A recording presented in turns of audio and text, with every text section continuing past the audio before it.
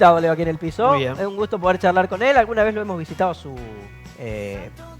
consultorio, que nos ha recibido muy bien, el doctor Gonzalo Miranda, quien es cardiólogo, porque vamos a hablar sobre la campaña de hipertensión arterial que se desarrolla, por supuesto, a nivel nacional. Doctor, ¿cómo está? Buen día. Leo Martín aquí. ¿Cómo estamos? Hola chicos, ¿cómo andan? Gracias por invitarme. Bueno, un gusto, doctor. Bueno, campaña de la Sociedad Argentina de Hipertensión Arterial, un tema siempre vigente. Me imagino que es preocupación de muchos de aquellos televidentes que en este momento nos están siguiendo. Y digo, ¿y por qué es importante que se torne en una campaña, que haya un momento en el cual se plantee este tema con más fuerza? Bueno, en realidad este es un poco para ponerlos en conocimiento de lo que es. Este es el 8º año que desde la Sociedad Argentina de Hipertensión Arterial hacemos esta campaña que se llama Conocer y controlar tu presión arterial, con el objetivo de concientizar sobre un poco los riesgos y también hacer conocer los beneficios del tratamiento, y porque es el factor de riesgo principal en nuestro país y a nivel mundial, que produce más muertes por enfermedad cardiovascular en todo el mundo. O sea, que la enfermedad cardiovascular es la principal causa de mortalidad en todo el mundo, entonces, y la hipertensión es el principal factor de riesgo que lleva a estas enfermedades. Entonces, desde la sociedad, la idea es captar la mayor cantidad de gente en esta campaña masiva que consta de tomar la presión arterial para que nosotros, esos pacientes, se puedan conocer y sepan de lo que es la patología y bueno, podamos prevenir obviamente todas las complicaciones futuras. O sea que con tomarse la presión, digo, podría ser una alerta, digamos, de algún problema, doctor, cardiovascular que podamos tener, ¿no? Exacto. A ver, la principal preocupación es que esta patología es la mayoría de las veces silenciosa. Entonces la única forma de detectarla es tomando la presión arterial, claro, que es un método sencillo, que lo tenemos que hacer de forma correcta, que lo tenemos que hacer con equipos que sean buenos, bien validados. Ya hacerlo, uno lo puede hacer en su casa, tomándolo con estos equipos automáticos, y si el valor de la presión arterial está por encima de 140 de presión sistólica o por encima de 90 de la presión diastólica, ya tenemos que consultar al médico porque podemos ser hipertensos y así obviamente optar por medidas digamos farmacológicas, tratamiento farmacológico, pero principalmente no farmacológicas, comer bien, hacer actividad física, para así obviamente disminuir el desarrollo de estas enfermedades que hablamos recién. Doctor, es muy interesante que a través de esta campaña uno en los medios, en los hogares, pones un poco el tema en modo de debate.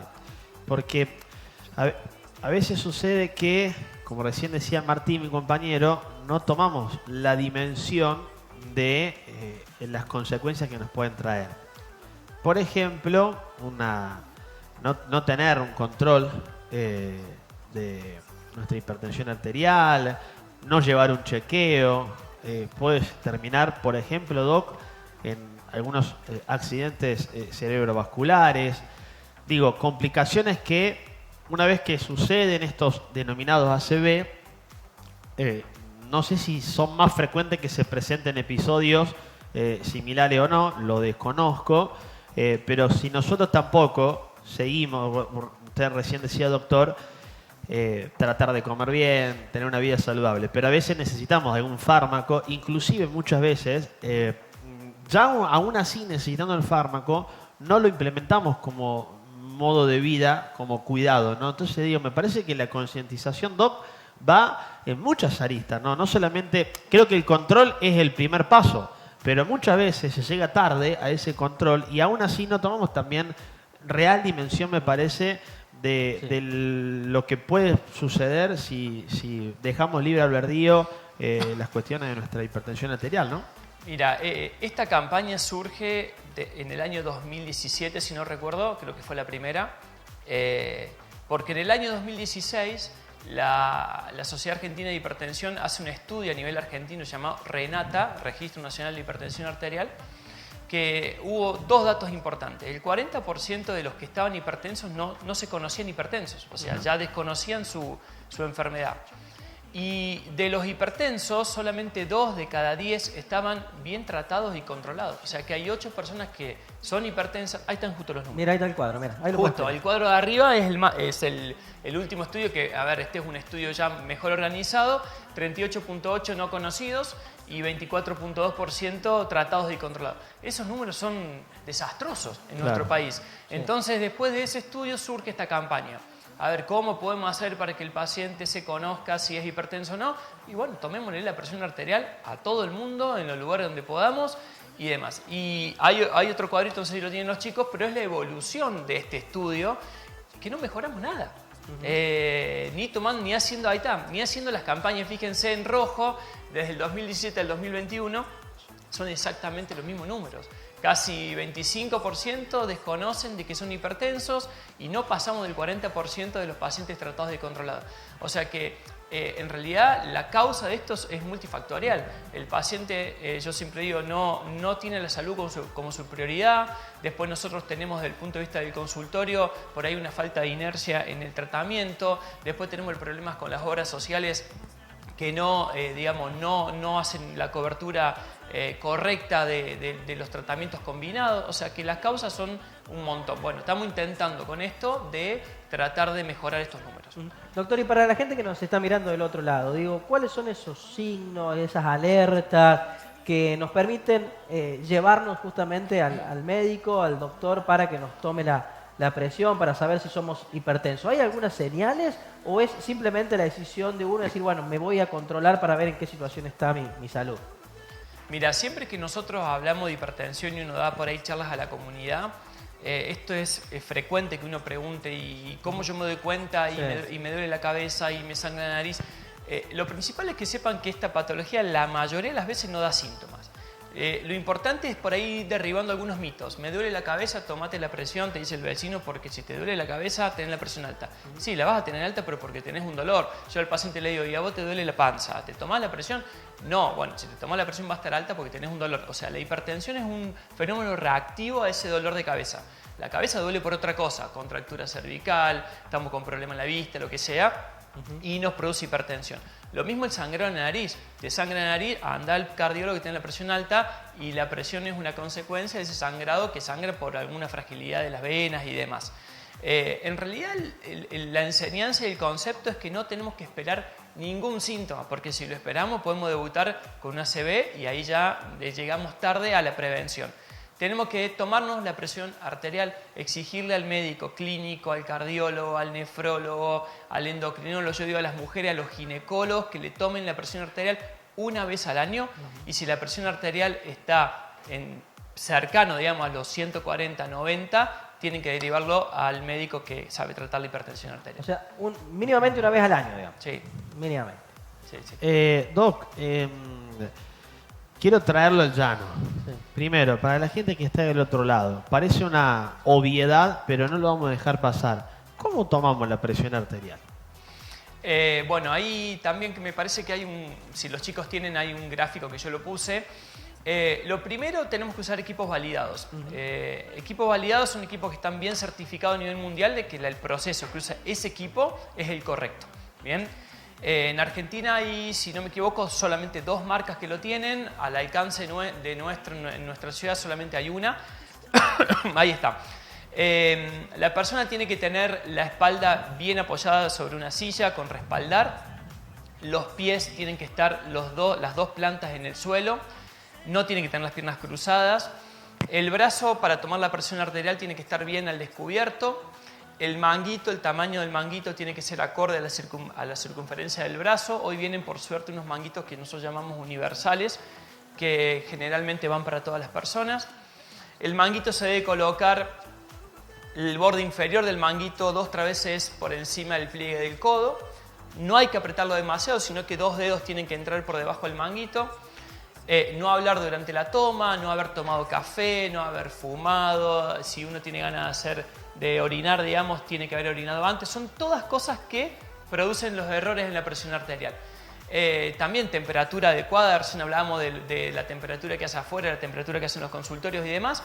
Y después siempre realizar un descanso previo, 3 a 5 minutos, tomar una vez la presión arterial, pasa un minuto y volver a tomar, y uno debería hacer ese promedio de las 2 mediciones para que realmente certificar que es el valor adecuado. Doc, quiero volver con algo, si era diciendo el tiempo, porque no es un dato menor. ¿Por qué no logramos, por qué los estudios arrojan de que no tomamos real conciencia de la importancia de esto? Vos recién hacías referencia que puede producirse, por ejemplo, una ACV. Yo entiendo que en mayor o menor medida no hay vuelta atrás de una ACV. Yo creo que se pueden ver qué secuelas te deja ese ACV, pero me parece que ya llegar a eso es altamente alarmante y preocupante. Claro, no por hubo dar un control ejemplo. previo, no hubo ningún control previo, digamos. No, al margen de que hubo Sí. ningún control previo, el ACV puede ser altamente fulminante en cuestiones de secuela, y tengo entendido, Doc, usted por supuesto es el profesional aquí, que las células no se regeneran. Exacto. Lo que se muere y Exacto. no se recupera. Entonces digo, llegar a eso es una peligrosidad bastante importante, pero ¿por qué previamente, y a esto quería llegar, no tomamos real dimensión de esto, Doc? ¿Qué es lo que sucede al respecto? Yo acá tengo 3 cosas para plantear. La primera es lo mismo que estás planteando vos. Yo también me hago la misma pregunta, que digo, ¿por qué como sociedad no hacemos las medidas de prevención adecuadas y demás? Ahí me hago la pregunta e intento contestármela, y encuentro un montón de dudas que por ahí no puedo resolver. La segunda es que en el consultorio estamos viendo que de a poquito más gente viene a control. Esto lo estamos viendo post pandemia. Bien, antes de la pandemia, la gente generalmente de 10 pacientes, uno vengo a hacerme un chequeo cardiovascular y demás, pero hoy, después de la pandemia, creo que se optó por un poquito más de conciencia. Y la tercera, yo trabajo en un centro que nosotros tenemos, un centro médico y un gimnasio que se llama Certus, que estamos viendo cada vez más gente joven entrenando, y que nosotros le preguntamos cuál es el objetivo, porque antes de que empiecen a entrenar hacemos un control cardiovascular previo, y yo siempre le digo, ¿por qué venís acá? ¿Qué es lo que querés lograr? Y mucha gente joven en estos últimos 6 meses te dicen, porque quiero estar un poco más saludable. O sea que hay, lo que vos me planteás, yo también me lo planteo, por qué la gente no toma demasiada conciencia, pero en estos últimos 2 años estamos viendo que en consultorio se ve más gente que acude para control. Entonces, bueno, esperemos que de acá a unos años logremos mejorar esto que decías vos, el ACV, el infarto, todos eventos importantes que generan secuela.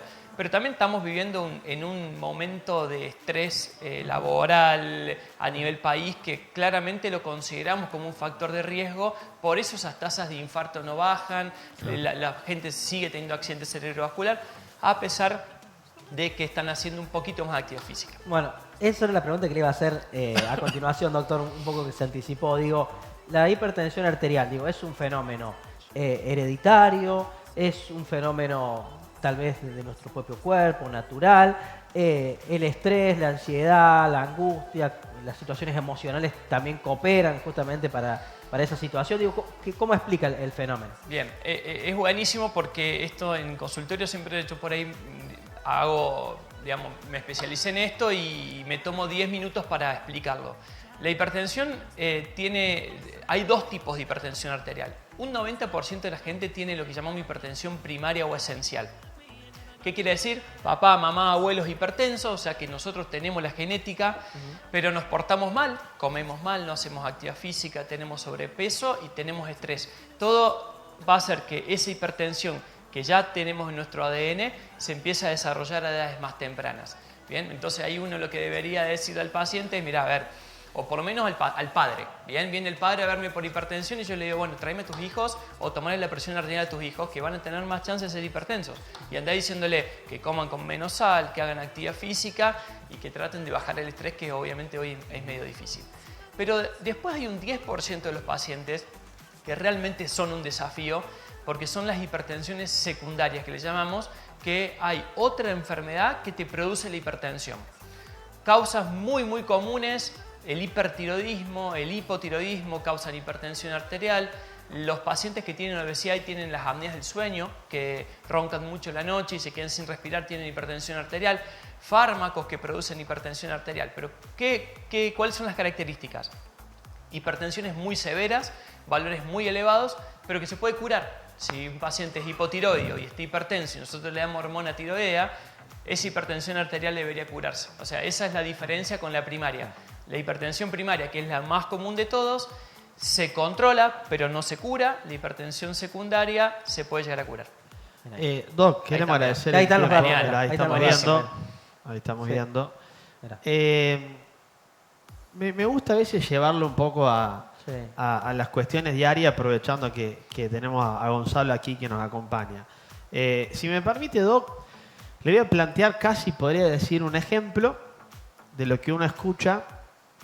Porque a veces, viste que escuchás una cosa, escuchás la otra y decís, che, ¿qué hay de cierto? ¿Qué No, sucede? hay muchos mitos también, ¿no? Tal cual, es que me parece que debe haber Sí, muchísimos más, ¿no? Claro. Recién hablabas, Doc, de los niveles de infarto, por ejemplo, o preinfarto, digo, y que a veces preocupan en las edades, porque pareciera que, bueno, si tenés desde una edad hacia arriba, bueno, Sí. era más propenso, pareciera eso. Y muchas veces escuchamos que tenía 30 y pico años, no fumaba, hacía deporte y tuvo un infarto. Digo, ¿qué sucede cuando escuchás eso, Doc?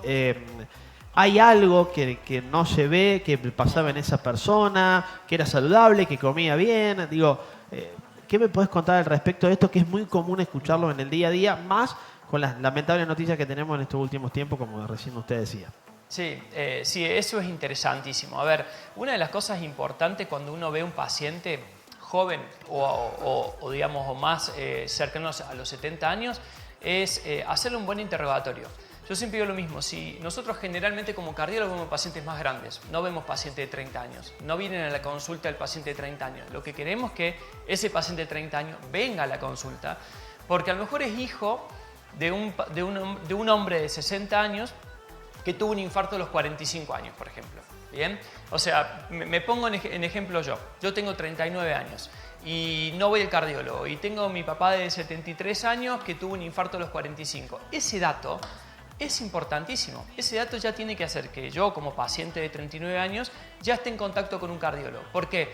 Porque hoy la medicina va progresando, va aumentando el conocimiento y se conoce, por ejemplo, en cardiología un tipo de colesterol que se llama lipoproteína, que tiene mucha asociación genética, ¿bien?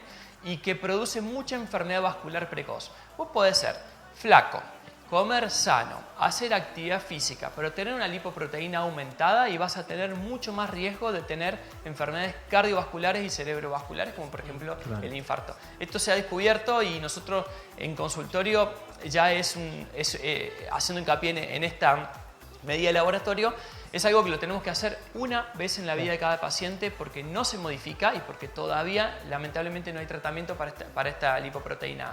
Entonces vos lo medís, está normal, listo, ya te quedaste tranquilo, está alto, tenés que estudiar a toda la familia. Claro. Doc, es un tema... Podremos la estar verdad, hasta las 12 con el doctor, muchas no, consultas. Sí, sí. Puedo Para venir otra agradecer, vez. cierro acá y después Martín. A ver, ¿por qué, Doc, pongo estos ejemplos? Porque es lo que la familia por ahí Claro. charla, lo que uno escucha, y creo que a veces está bueno derribar Sí. mitos, ¿no?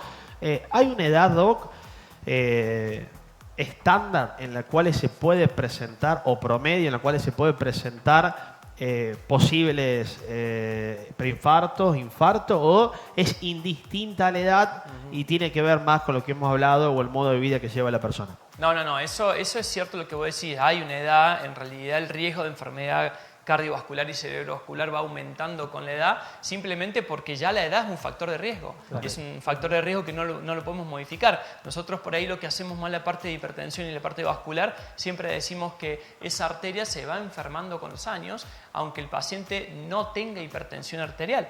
Bien, la edad produce más rigidez en la arteria y si vos tenés más enfermedad arterial, la probabilidad de enfermedad cardiovascular como infarto o ACV va a ser mayor. O sea que si vos me decís, ¿hay una relación con la edad? Sí, pero se puede presentar a edades jóvenes también. Eso Doctor, en tantos mitos que hemos hablado y que hemos desmitificado en esta charla, otro común es, tuvo una muerte súbita, ¿no? Digo, ¿qué diferencia hay entre una muerte súbita con un infarto, con un ACV, o en realidad estamos hablando de la misma cosa? Bien, no, la muerte súbita es una muerte Sí. repentina, sin síntomas previos, que se puede deber a un infarto. Bien, Sí. uno lo debería estudiar. Uno dice, tuvo una muerte súbita o murió de un infarto. No sabemos si fue un infarto. A ver, la muerte súbita, una de las causas de la muerte súbita es el infarto, pero otra puede ser una arritmia, algo más genético. O, por ejemplo, estos pacientes que yo les decía de las apneas del sueño, que hacen arritmias nocturnas cuando no respiran y hacen una muerte súbita. En realidad la muerte súbita es una entidad que es una muerte no, digamos, que no te la esperás, y que después el paciente, obviamente, cuando se autopsia todo, descubren por qué Claro, falleció. motivo. Es distinto a que digan murió por un infarto. Claro, ¿Bien? claro. Es otra cosa. Sí, sí, o bueno, Doc está cuando dice, ¿qué tenía? Murió por una ACV. No sé si murió por una ACV. Puede haber sido una cuestión respiratoria a causa de lo que produjo esa ACV. No, Doc, no me quiero meter en la rama, pero es sumamente interesante. Bueno, ojalá en alguna otra oportunidad Sí, lo vamos a tener tengamos de la vuelta. posibilidad de que Cuando Gonzalo Lo invitamos. nos pueda visitar. Antes, diré, tener las placas de la campaña que está realizando la Sociedad Argentina de la Hipertensión Arterial. Por supuesto, esta es la temática de esta nota, pero claramente hay otras arterias, si se quiere, que son temas que podemos hablar. Aquí está, del 17 de mayo al 14 de septiembre, campaña de la Sociedad Argentina de Hipertensión Arterial. Es un tema sumamente interesante. Yo me quedo con un montón de cuestiones que uno escucha en la diaria. Más que nada, Doc, porque yo soy una persona totalmente alarmante con cualquier, que eso es otro tema que podemos hablar, cualquier tipo de dolor que uno tenga en el Sí. pecho. Yo diría que es hipocondríaco, le diría yo. Yo te digo, Doc, para mí absolutamente todo Sí. es un posible Sí. infarto, y a mí dicen, no, Sí, debe me han estar hablado hasta de la famosa patada de elefante, no sé si la he escuchado, Doc. Sí. Yo digo, no es el pecho. ¿Qué es la pata de elefante? ¿No la he escuchado?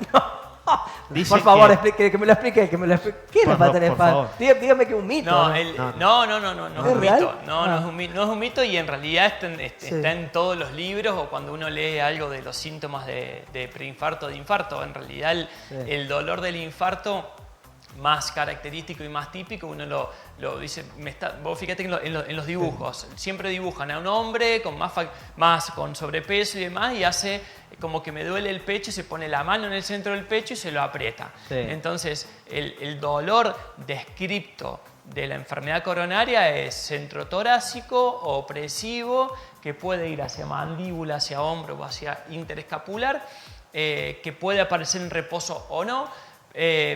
Pero eso te dicen, tengo como una pata de elefante que me está oprimiendo el pecho. Mira vos. Así que en eso tiene razón. Es interesantísimo. Mirá Un tema vos, que, no sabía.